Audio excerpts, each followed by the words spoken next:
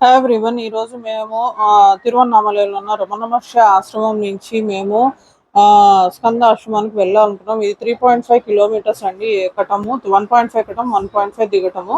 మనం గిరివలం చేసిన దానికంటే ఇది చాలా కష్టము, ఎందుకంటే అది అన్ని రాళ్ళు ఉంటాయి. సో నేనైతే గిరివలం చేసిన తర్వాత కాళ్ళకి బొబ్బలు రావటం వల్ల కొంచెం నాకు ఇంకా ఇబ్బంది అయింది.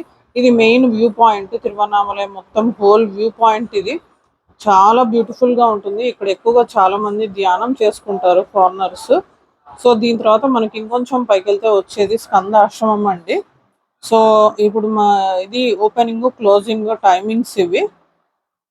ఇది స్కందాశ్రమము. ఇక్కడ రమణ మహర్షి గారు రోజు ధ్యానం ఇక్కడ వాళ్ళ అమ్మగారు చేసిన ధ్యానం చేసుకున్న చోటు ఇది. ఇదేమో రమణ మహర్షి గారు చేసుకున్న చోటు ఇది. సో ఇదండి. Hope you like my video. Thank you.